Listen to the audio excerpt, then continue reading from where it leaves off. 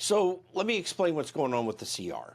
The House passed a continuing resolution in the middle of last month. They did something I'd always hoped for years they would do. They passed the bill in the House, and then they left. And they put it into the hands of the Senate. This, frankly, was a good strategy. This continuing resolution would have funded the government through November 21st because the House hasn't finished its 12 appropriations bills. Now, what are the 12 appropriations bills? I'm not going to list them all out here, but they're the 12 areas that Congress has set out for each aspect of what the government does.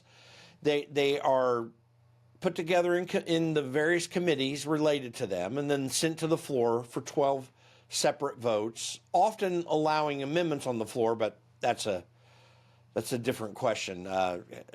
House members have not had the freedom to do amendments on bills for some time. But that said, if the House were to pass all 12 appropriations bills in one fiscal year, it would be the first time since 1998. Now, these continuing resolutions have happened quite a bit in American history. It often is related in the past to trying to get those appropriations bills passed. Like in the 1980s, there were some in the Reagan administration. I think there were some in the 90s as well. But the 12 appropriations bills got passed. Congress used to see its duty as actually doing that instead of throwing out omnibus bills. So this CR, I mean, it's a bad process, and they should have gotten it done. But the CR is at least a good step to finally do something that needed to be done.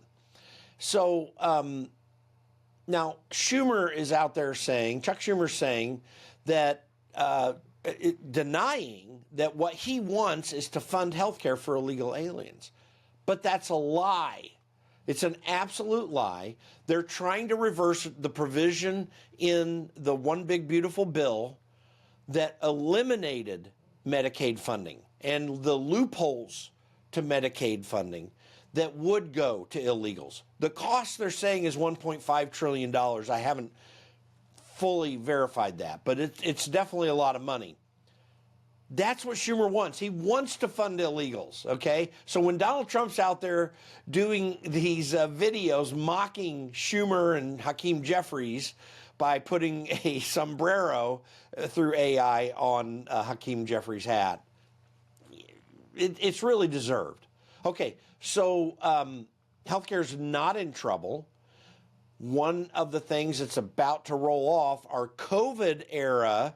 These were instituted in 2020. There were COVID-era credits in Obamacare, and the reason for those credits was because people didn't have their jobs. They were thrown out of their jobs. There's no need for it anymore. People's health care is not in trouble. It's reversing something that has caused us to get up to a $37 trillion debt. And then lastly, and this is the thing that I'm hopeful for, now that we're in a government shutdown, I would love to see my friend Russ Vought, the Director of Office of Management of Budget, absolutely initiate these reductions in force. In other words, layoffs, firings. But the Government Employees Union has filed a lawsuit, and I don't know if it'll hold it off, but those reductions in force need to happen. Frankly, I don't care about a government shutdown. The revenue that comes in funds the essential parts of government, and that's really all we should be doing constitutionally to begin with. We spend way too much money in Washington, D.C., and that revenue actually does pay for Social Security and Medicare and some of these other programs that we're constantly putting money into.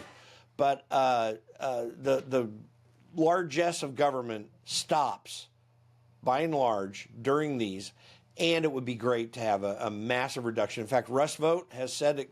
I mean, I think the indications are it could be as many as 300,000 less government employees. Keep in mind, the Biden administration, one of the largest parts of the employment growth during the Biden administration was new government employees at the federal level and down in the state and local levels. There was a massive expansion of government employment, which we could absolutely get rid of, and we need to get rid of in this country. So, some conclusions. Republicans should not be scared of getting blamed for this. There's no reason to concern themselves for getting blamed. The polls are showing that the Republicans are doing fine. There was a poll in the New York Times, of all places, that had Democrats in a horrible situation for doing this. And the New York Times, if you could believe it. And there are a couple other polls that have been thrown out, which are just flat out lies. They're just errant, trying to say it's Republicans that'll take the blame. Republicans cannot back down this time.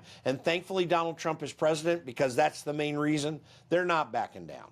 The truth is, Democrats are desperate, and they'll do anything to get something out of this that will work for them.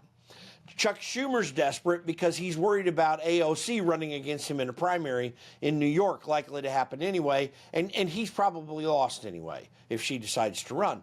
But Democrats are so in the hole, they want to get everything that they can, and they're going to put up this face like they're the responsible ones, and it just doesn't work. This is why, for all you Christian-minded people out there that are upset about Donald Trump doing those parody videos on Jeffries and Schumer, this is why that needs to happen, because these guys do not have the power that they think. Republicans have all the cards. All they got to do is play them. So don't let them have any wins. I mean, we need to understand we're in a place right now where we should be massively cutting government. Listen, I'd like to get back to constitutional levels, which by my estimation is at least 3/4 of the federal budget is unconstitutional programs. I'd love to get back there. It would be freedom for everybody. But these reductions need to happen. We need a good push going into the next reconciliation bill coming up at the end of the year, or at least starting then, to get more cuts in government if Republicans will just get off their butts and do it. So that's the background. That's what's happening. Republicans, stand firm. Don't back down. Just keep moving forward.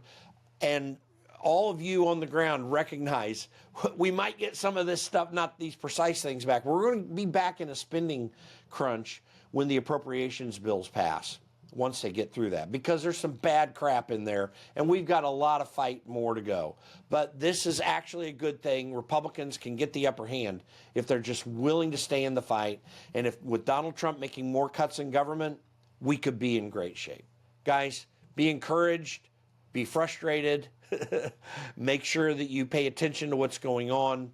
But the next step is for us to now waylay Republicans if they won't do more spending cuts going into the next year.